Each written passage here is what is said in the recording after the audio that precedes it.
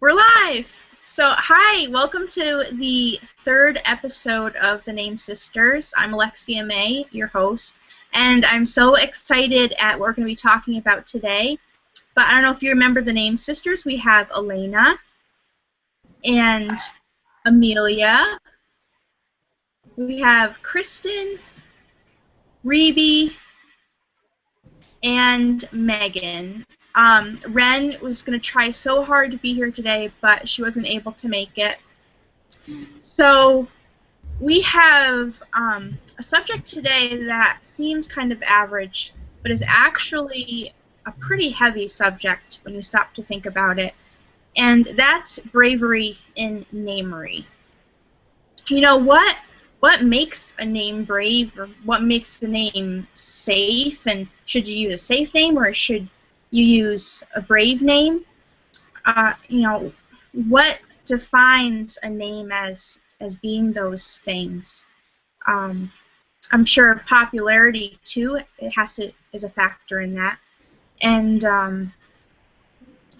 you know, what will be popular? Do we really know? I mean, if you look at the name Ava, in 1985, she was in the bottom of the top 1,000. But in 2005, she's in the top 10. Reese Witherspoon can probably be thanked for that because she used a name that was a little obscure and kind of unfamiliar, and she used it, and it catapulted. Are you guys hearing that static? Is that on my end? Can you hear me? Oh, I can hear you. Okay. So Reese Witherspoon would have been considered using a brave name, using Ava, back when she did 14 years ago. But today, it's an extremely common name. And you look at names like today, like last year, Kim Kardashian named her baby North. And we're hearing about Khaleesi and Arya. Where are those names going to be? Where does that factor in? So there's, you know, a lot to this subject. I know I'm not making a lot of sense right now, but by the end of this, I think you'll hear where I'm going. There are basically three categories of names. There are safe names, names that are close to us, that we feel comfortable with, that we love. And then there are brave names, which we might, that we love, but we might not consider using because it might be a little too much out of our comfort zone. And then there are guilty pleasure names, which could either be negative or positive to you, but are just way far out there, so far-fetched you would never, ever use them in a million years. So there are names that would fit into all of those categories for us, but the interesting thing about those three categories is that it's a sliding bracket. It's in a personal sphere for everyone. So if you have somebody who's super conservative, not politics-wise, but just conservative personality-wise, they might be more down here with where their comfort zone is with those categories. Whereas somebody super, super, super creative, that bracket might be all the way up here, and this person's guilty pleasure names might be this person's safe name. So it's a sliding bracket. It's relative to who you are and your personal sphere.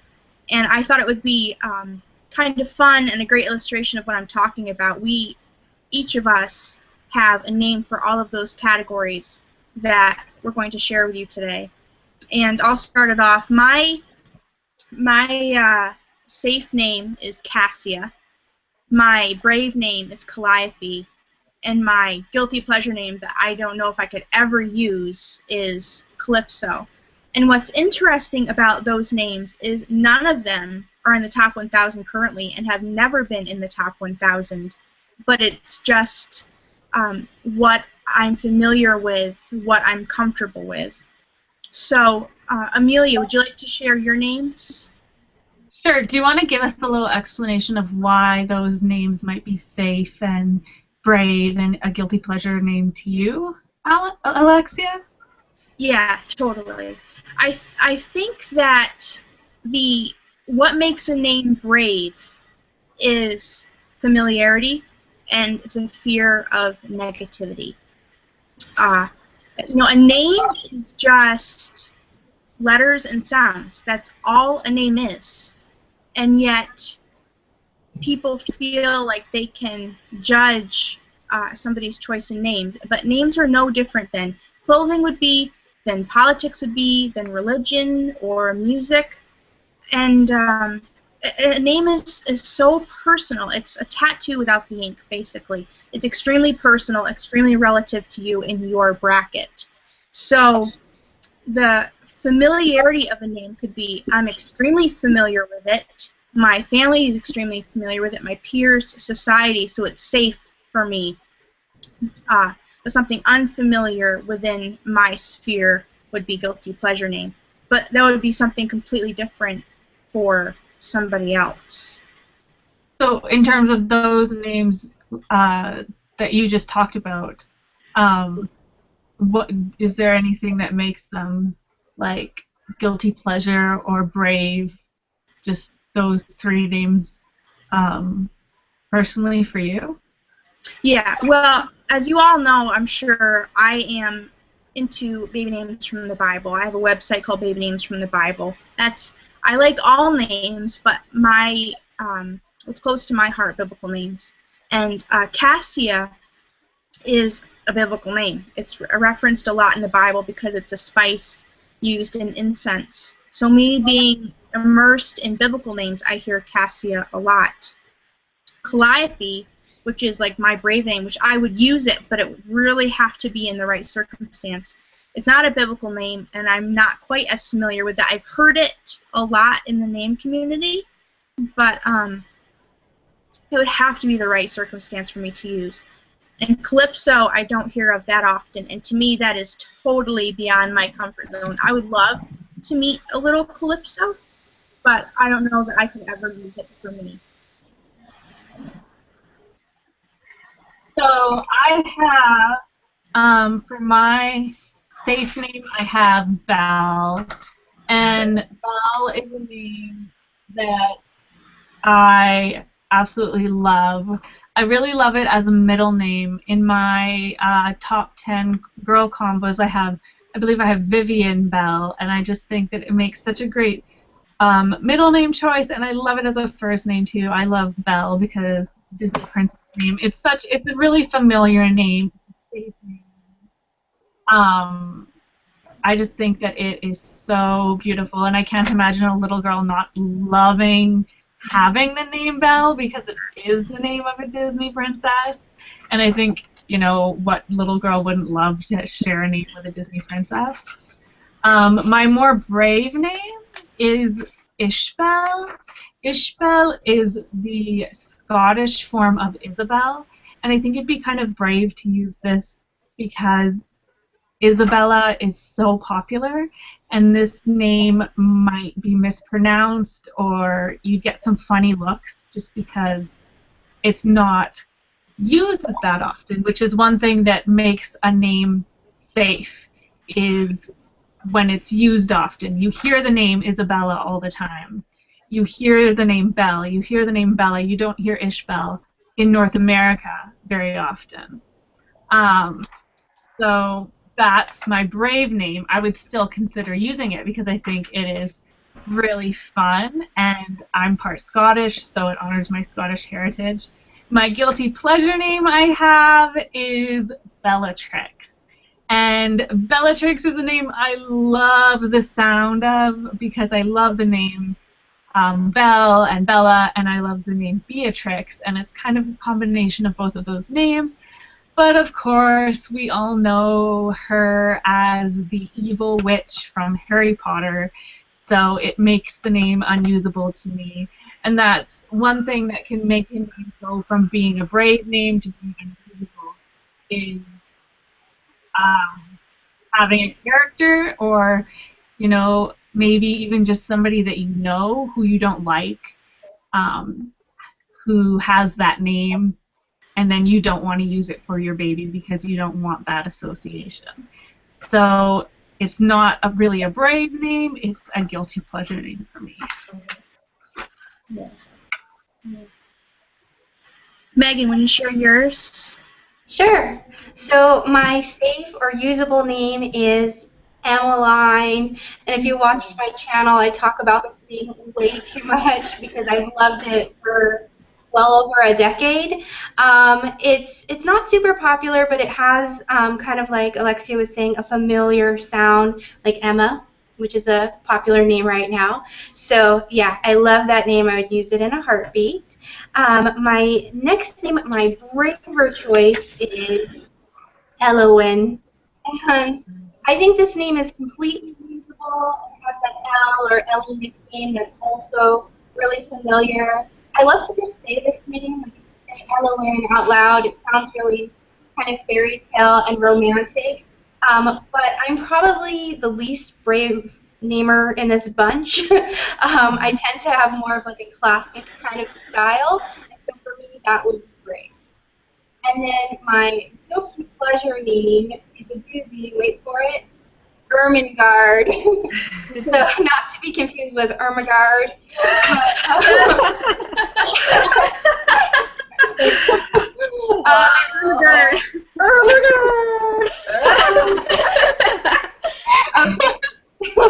A little backstory as we were talking about these names the other day, and we were cracking up at my choice of Ermengarde. But let me just tell you, I have a soft spot in my heart for names from childhood stories of mine. And so Ermengarde is a character in A Little Princess. It is such a mouthful. I love e-names for girls. I would never use it, obviously. It's got a little joke attached to it, so now it's even less usable for me. Thank you. Reby, would you like to share yours? Sure. Okay. So all the names that I'm going to share with you guys are names that we considered to name our next baby that we're having in October. So they're all girl names. And the first name I have for you is my safe name, which is Eva. And Eva is, to me, is very safe because I'm pretty sure it's in the top 100, and it's similar to Ava, and it's just a really accessible name. I think everyone's heard of it before. If they haven't heard of it, it isn't really hard to pronounce or anything, so they'll catch on quick. My next name is a name that we're still very highly considering, and it's my brave name, and it's Indy. And if any of my family's watching right now, they're probably like, what? Because we haven't shared any of these names yet, for good reason, because my names might be a little bit more brave than the general public's names. But I think Indy's brave, but it's not totally out there because you've heard of Indiana Jones, and his nickname was Indy, and just it's a word that you hear a lot too, so I don't think it's too crazy. And my guilty pleasure name is Waverly, and I love the name Waverly, but where I live, there's a community right outside where we're from named Waverly, and that would just be, I don't know, I don't think that would be a very good name for her, because it would just be, yeah, that's something you gotta watch out for. And one thing that's kind of interesting is that mine and Brant's versions of Brave are totally different, and for those of you who don't know who Brant is, that's my boyfriend. So his version of Brave names are totally different, so yeah, he likes more common names, so when I mention a brave name, it's really hard for him to come around to it, but that's kind of what you have to work with sometimes. Yeah. Elena. Yes. So I just thought I'd mention quick. See, a lot of names that I've already used for children or I'm planning on using are totally comfortable for me, but are like GP for some other people in the name community. And one more thing, I have a cold right now, so I apologize for my man voice. But so I have some boy names, and the first example I have is Remington as my safe name, which some people would think that's a brave name, but Remington is safe for me because I think it's a name most people have heard. It's on a couple of different brands of things, so it's a familiar name, and it's also very straightforward with the pronunciation. Um, and my brave name is Kenya. I don't know if you guys can see that or not. And Kenya is a brave name for me because, well, I mean, I don't know if anybody here has met a guy named Kenya before. I know I haven't personally. I would love to use it because I love the meaning and love the sound, and I love that Ken could be a nickname. I don't think I could use it because, mainly because my husband doesn't like it, but it's something I would definitely consider. But I think basically anybody would consider that to be a very brave name, if not GP. And then my GP example is going to be a little bit different. My GP example is Madison for a boy. Madison would be GP for me, not because of how out there it is personally. Out there doesn't bother me too much, but because I have a family member on my husband's side that has already used the name Madison on a girl to honor Rodney's grandpa, whose middle name was Madison. So even though my husband would really love to use Madison to honor his grandpa on a boy, that would totally be unusual for us since we see this cousin named Madison all the time, who's a girl.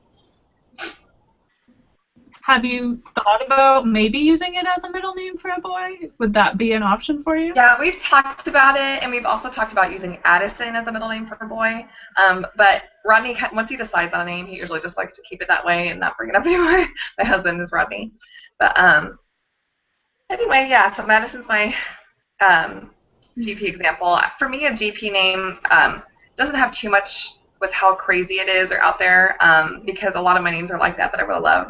For me, a GP name is just more like a name that I love that clashes terribly with my last name, a name I love that my husband told me is the most ridiculous thing ever, a name I love that somebody I'm close to has already used, stuff like that. Yeah. Well, and Madison being a girl's name now, it would be extremely brave to use for a boy.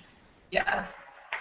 And I think that's great because it shows different examples of what a guilty pleasure name is to different people. Like for me, a guilty pleasure name is something that's really out there because I'm not married or in a relationship. But I mean, to other people, a guilty pleasure name might be a name that their husband has vetoed, but they still secretly harbor a love for. Yeah. Or it could be a name that clashes with the last name that their child is going to have, but they still love.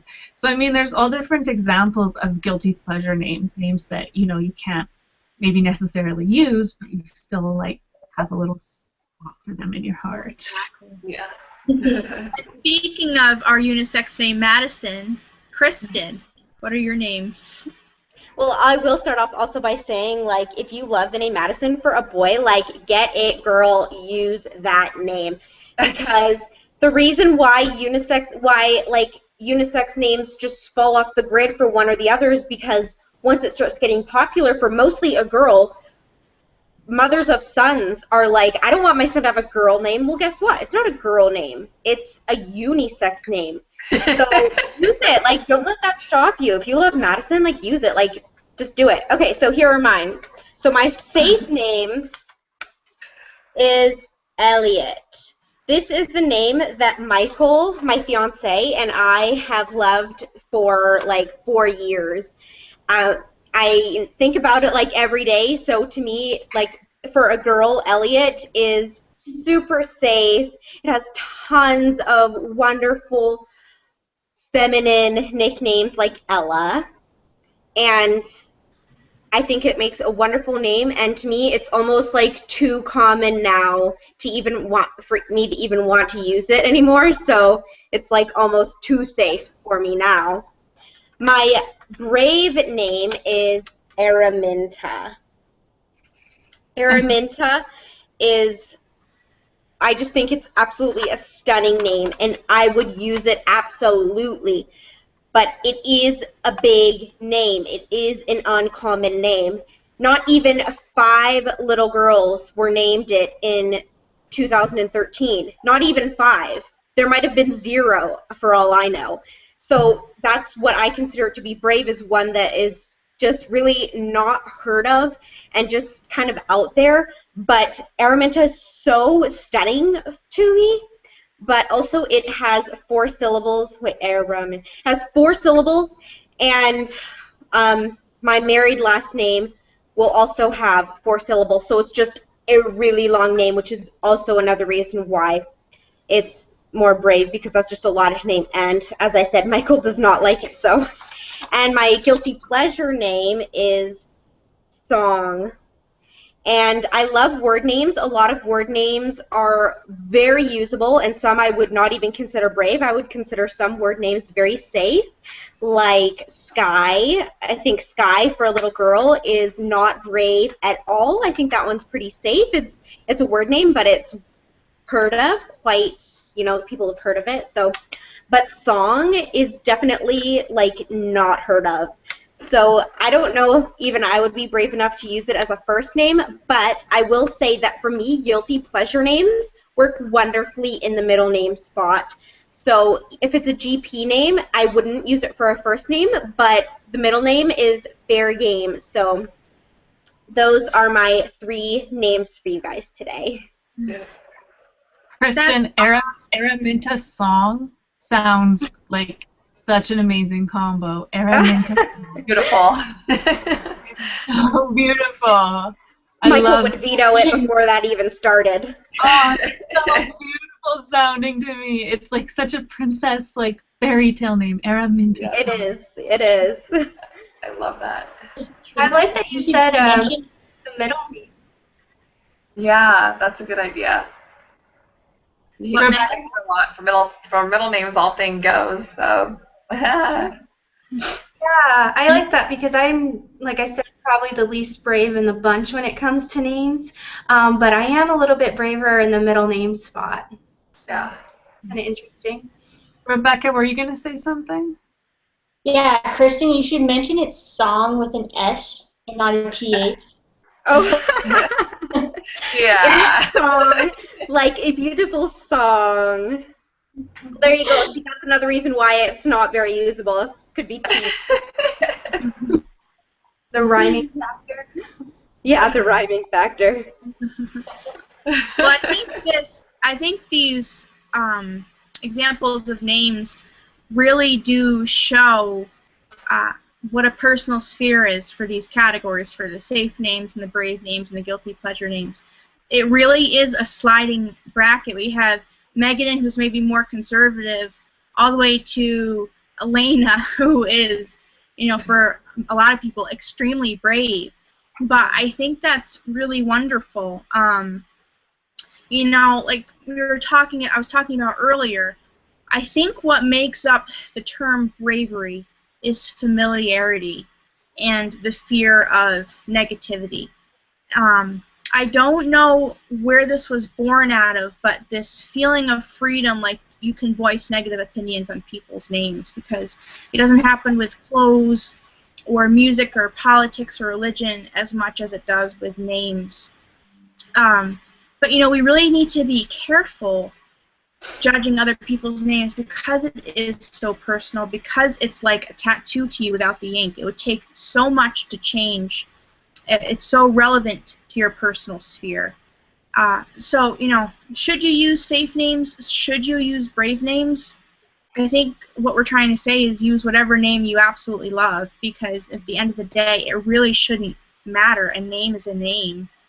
And, if you have a brave name and you're a little scared to use it, because it will just make it that more familiar, and you just might give somebody else the courage to use that name because they've heard it from you. So name familiarity and the fear of negativity is what our definition is of what a brave name is.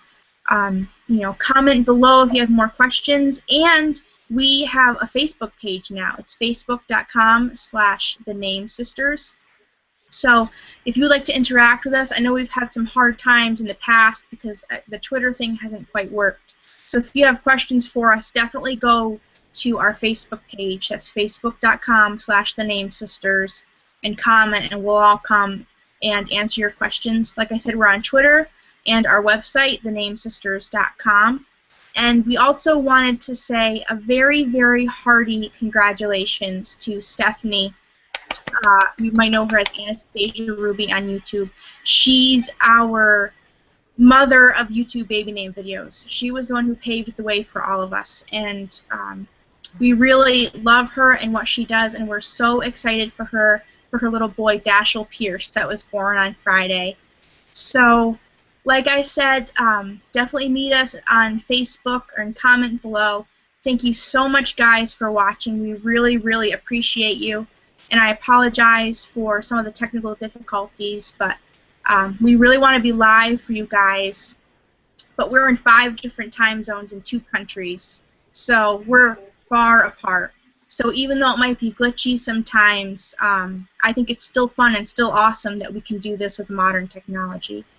So thanks again, guys, so much for tuning in and supporting us. We love you, and we'll see you around. Bye. Bye. Bye.